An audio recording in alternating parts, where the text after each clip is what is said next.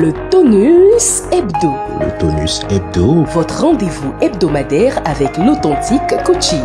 Le Tonus Hebdo pour réveiller, former et transformer votre vie. Chers privilégiés, bonsoir et bienvenue dans ce 10e numéro du Tonus Hebdo. Tonus Hebdo est l'émission qui vous donne chaque semaine le tonus nécessaire pour une santé parfaite, un bonheur parfait, une réussite intégrale et une prospérité à nul autre pareil. Dans ce 10e numéro, nous abordons un thème assez particulier, le médicament qui guérit tout. C'est quoi un médicament?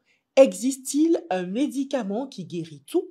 Quel est ce fameux médicament qui guérit tout? Qu'est-ce qui peut empêcher un être humain de consommer le médicament qui guérit tout afin d'être éternellement en bonne santé?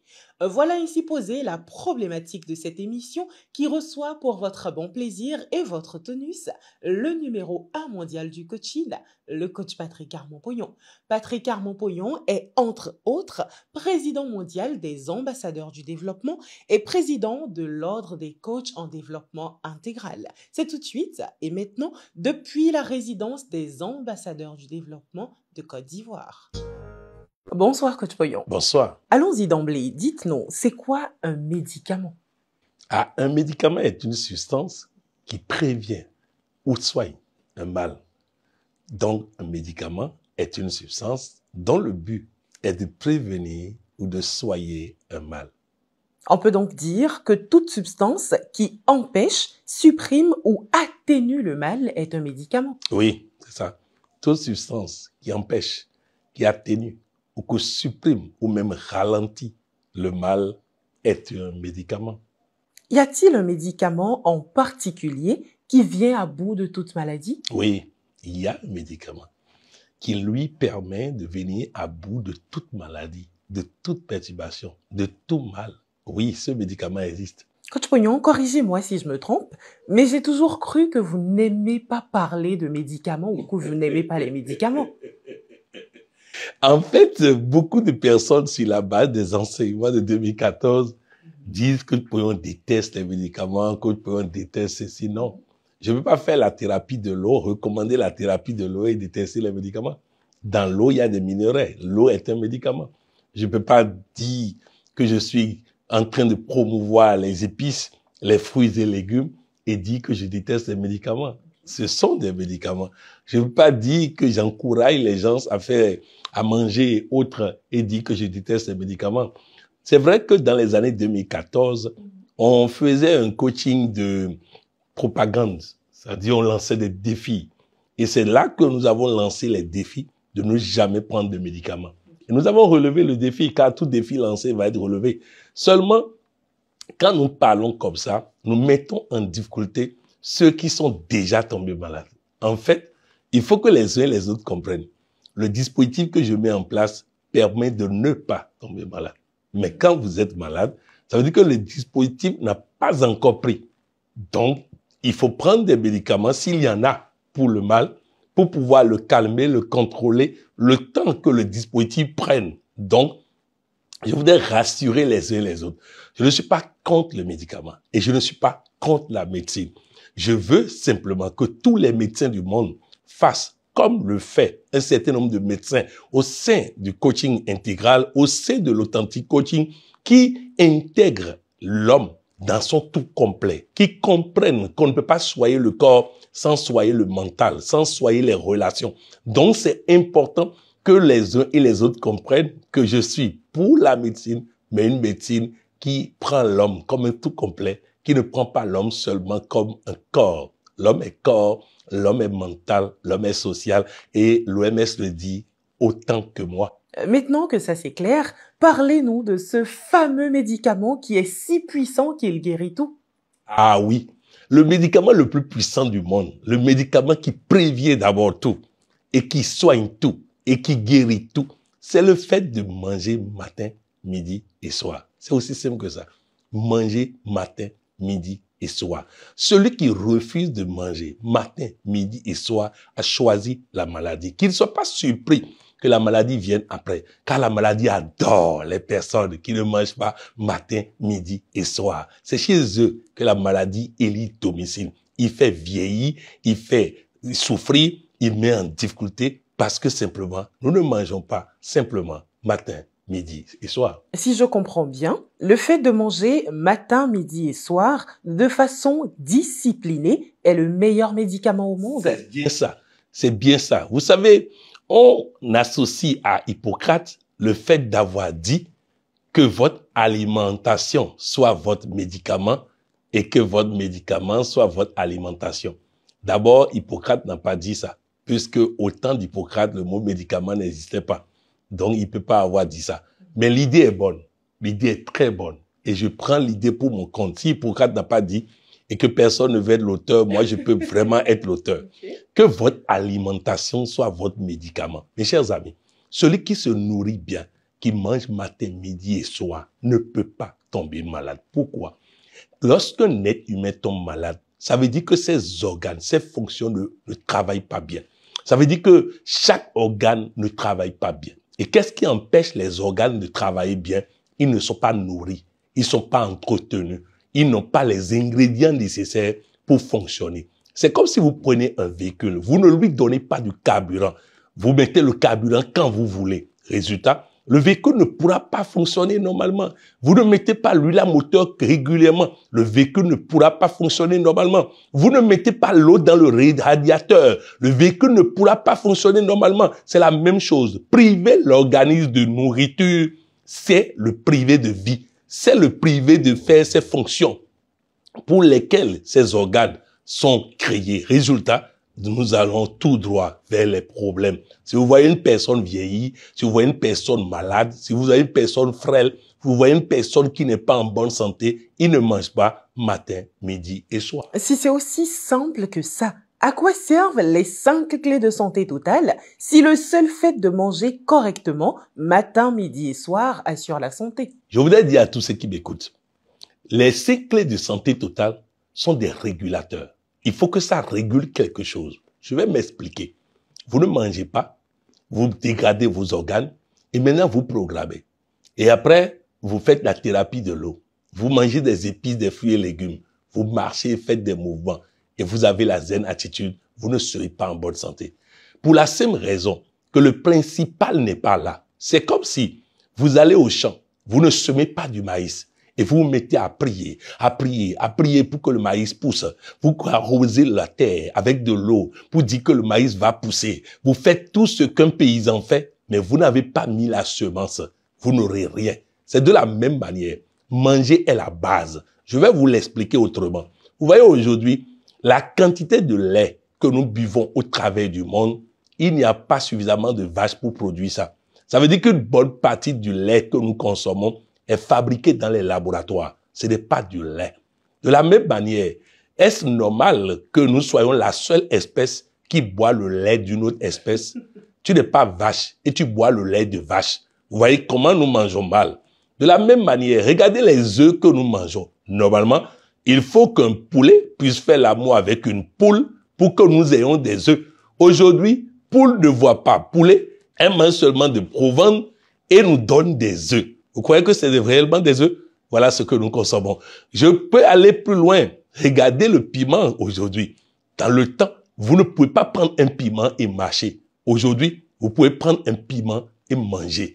Ça ne pique pas. Pour la simple raison que c'est pas réellement et totalement du piment. Donc, manger, oui. Manger matin, midi et soir, oui. Mais, pour étant donné les erreurs d'alimentation de notre époque, les erreurs issues de l'engrais, issues de ceci et cela, les 5 clés de santé totale permettent maintenant de réguler. Mais vous ne pouvez pas ne pas manger matin, midi et soir et venir dire que vous appliquez les 5 clés de santé totale et que vous n'êtes pas en bonne santé. Mes chers amis, je l'ai dit tout à l'heure, imaginez une personne qui dit je programme, donc je ne mettrai pas d'huile à moteur dans mon moteur. Je programme, donc je ne mettrai pas de l'eau dans le radiateur. Je programme, donc je ne mettrai pas de l'essence. Vous irez où avec ça? De la même manière, mangez d'abord matin, midi et soir. Et ensuite, programmez. Ensuite, faites la thérapie de l'eau. Prenez des épices, des fruits et légumes. Marchez et faites des mouvements. Ayez la zen attitude et vous serez jeune et frais. comme je suis de plus en plus jeune et frais. Est-ce qu'on peut dire dans ce cas que celui qui saute les repas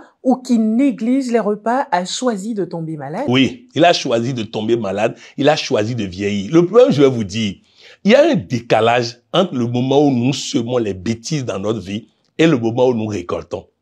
Mais je vous assure, la récolte est douloureuse. Alors n'attendons pas le moment de la récolte pour constater les dégâts de plusieurs années. Il y a souvent cette tendance à observer et constater que nous sommes en bonne santé et à continuer par faire les mêmes erreurs. Mes chers amis, mangez matin, midi et soir pour ne pas supporter les conséquences demain. Car une personne qui tombe malade ne maîtrise plus rien, n'est plus maître de rien, ne peut plus rien décider. C'est un autre qui décide à sa place. Oui, Steve Jobs disait, s'il avait compris combien il était douloureux de tomber malade, combien il était impossible de louer quelqu'un pour tomber malade à sa place, pendant qu'il cherchait l'argent, il aurait cherché certainement un coach pouillon pour l'aider à avoir la santé. Oui, les cancers, les fibromes, les bêtises comme ça ne viennent qu'à celui qui désobéit au principal. Il ne mange pas matin, midi et soir. Il faut d'abord manger matin, midi et soir. Après, appliquer les 5 clés de santé totale et vous aurez la santé. Et la santé totale. Qu'est-ce qui peut empêcher une personne ayant le bon sens de manger normalement? L'hédonisme. L'hédonisme est la cause de ce refus de manger normalement. L'hédonisme est la cause de cette perturbation qui nous empêche de constater que Dieu nous a fait grâce de nous accorder le repas et que nous devons consommer et consommer sans modération. Comment vous pouvez imaginer qu'une personne, on frappe à sa porte le matin, quand le repas est prêt, et j'ai pas faim. C'est-à-dire Dieu a tout préparé, mais on refuse. À midi, le repas est prêt, j'ai pas faim. Le soir, non, Dieu ne peut pas te dresser la table et tu vas refuser. Il va te taper la bouche et c'est ça qu'il fait en nous donnant de subir les conséquences de la maladie, les conséquences de la vieillesse, les conséquences de l'incapacité, de l'invalidité. Nous devons prendre nos responsabilités. Dieu nous dresse la table, on va s'asseoir et on mange. Parlez-nous davantage de cette déviance que vous appelez l'hédonisme. Écoutez bien, vous allez comprendre. Nous avons étudié dans les métaprogrammes. Les métaprogrammes, c'est les programmes que Dieu a établis sur nous. Les programmes que nous ne pouvons pas changer, mais que nous devons rendre flexibles. Dans les métaprogrammes, nous avons étudié que certaines personnes fonctionnent par approche. C'est-à-dire, pour qu'ils soient motivés pour faire quelque chose, ils doivent trouver du plaisir dedans. D'autres fonctionnent par évitement. Ils doivent avoir peur d'une conséquence pour agir. Ici, nous voulons parler de ceux qui sont dans l'approche. Le fait de vivre par plaisir et donc d'être dans l'approche n'est pas une mauvaise chose, car Dieu ne crée jamais une mauvaise chose. Le problème, c'est le refus, l'entêtement de ne pas rendre ça flexible. Seul mon plaisir compte pour moi. Si j'ai du plaisir à manger ça, je mange. Si j'ai pas du plaisir à manger ça, je mange pas. Si j'ai du plaisir à manger le matin, je mange. Si j'ai pas du plaisir à manger le matin, je mange pas. Je ne mangerai que par plaisir. Voilà la maladie appelée hédonisme. Certains appellent ça courant de pensée. Moi, j'appelle ça maladie et je vais vous expliquer pourquoi. Le fait de dire que seul le plaisir du présent, le plaisir du moment va motiver mes actions veut dire que j'accepte de souffrir par la suite. Quand nous privilégions le plaisir comme effet, nous faisons ce qu'il faut pour que la conséquence soit plaisir. Je vais vous l'expliquer autrement. On me demande de manger à 8 heures. J'ai pas faim. J'ai pas envie de manger. Donc, je n'ai pas du plaisir à manger. Maintenant, si je tiens compte de mon plaisir du moment, ça veut dire que j'accepte de souffrir après du fait que j'ai pas mangé. J'accepte de souffrir de maladie. J'accepte de souffrir de vieillesse trop précoce et autres. Résultat, comme je suis pas approche, donc j'aime mon plaisir, lorsqu'on me demande de manger à 8 heures et que l'envie de ne pas manger me vient, je vais lui rappeler que moi, j'aime le plaisir. Et je vais avoir le plaisir d'être jeune bien longtemps, d'être en bonne santé bien longtemps. Résultat, je le mets peut-être mal à l'aise en ce moment en allant manger, mais la conséquence sera le plaisir. Donc, on ne refuse pas que quelqu'un puisse avoir comme finalité plaisir, mais quand il a comme cause plaisir, il fait plaisir à lui-même aujourd'hui, mais paie les conséquences par la suite. Donc, l'hédonisme est la maladie qui consiste à négliger son futur et à semer la souffrance. Voilà ce que je peux définir comme l'hédonisme. Un hédoniste peut-il réussir sa vie ou garder sa santé? Non, justement, car il privilégie le plaisir du moment et par conséquent la souffrance d'après. Je vais vous l'expliquer en des mots très clairs. L'hédoniste, c'est celui qui dit « j'ai pas envie d'aller à l'école ». Résultat, il sera un illettré demain. L'hédoniste, c'est celui qui dit « j'ai pas envie de me réveiller ». Je ne veux pas me réveiller tôt. Laissez-moi dormir jusqu'à 11h midi. La parole de Dieu dit, paresseux, sois couché là, la pauvreté viendra te frapper. Donc, l'hédoniste, c'est celui qui sème la pauvreté de demain. L'hédoniste, c'est celui qui sème la maladie de demain. L'hédoniste, c'est celui qui sème la vieillesse précoce de demain. L'hédoniste, c'est celui qui fait ce qui lui plaît aujourd'hui pour subir les conséquences de demain. J'aime bien une définition que je donne souvent de l'entrepreneuriat. Un bon entrepreneur, c'est quelqu'un qui fait aujourd'hui ce que personne n'a envie de faire pour pouvoir faire demain ce que personne ne peut faire. Le plaisir doit être la conséquence. Je vais à l'école pendant que les autres ne veulent pas aller à l'école pour avoir demain la possibilité de faire ce que moi j'ai envie de faire. Voyager quand je veux, faire ce que je veux pendant que les autres ne peuvent pas le faire. Vous comprenez donc que l'entrepreneur aime son plaisir, mais il préfère le plaisir de l'effet, le plaisir de la conséquence au plaisir de la cause. Aujourd'hui, il fait ce qu'il faut. Il fait ce que personne n'a envie de faire. Et demain, ça lui donne les moyens de faire ce que personne ne peut faire. C'est ça, être dans l'approche, mais de façon intelligente. Mais celui qui est dans l'approche de façon inintelligente est défini comme un hédoniste, car il profite du plaisir de maintenant, le plaisir de ne pas aller à l'école, le plaisir de dormir longuement, le plaisir de ne manger que ce qui te plaît, le plaisir de ceci. Résultat, la conséquence est là. Vieillesse précoce, maladie, pauvreté, célibat chronique, voilà les conséquences de celui qui choisit d'être un hédoniste. Coach Pognon, que faire pour que chaque être humain prenne conscience de la nécessité de manger et de bien manger matin, midi et soir? Moi, je ferai ma part au travers de cette émission. En fait, je suis convaincu que la quasi-totalité de ceux qui vont suivre cette émission auront envie de manger matin, midi, soir. Le problème, c'est que ça va durer combien de temps? Le problème, est-ce qu'ils ne vont pas être rattrapés par la maladie de l'hédonisme? L'hédonisme n'a pas de médicament. Le seul médicament possible, c'est de lui désobéir et de manger matin, midi et soir. Et c'est toujours un plaisir de vous recevoir, Coach Pognon. Votre exhortation et mot de fin? Je voudrais qu'en guise d'exhortation, inviter chacun de nous à faire ceci. Si vous décidez de ne plus être un hédoniste, si vous décidez de ne plus être celui qui vit par plaisir aujourd'hui pour souffrir demain, si vous choisissez de faire ce qu'il faut pour avoir le plaisir en abondance demain, de faire ce que vous voulez, je vous invite à liker cette émission comme un acte d'engagement.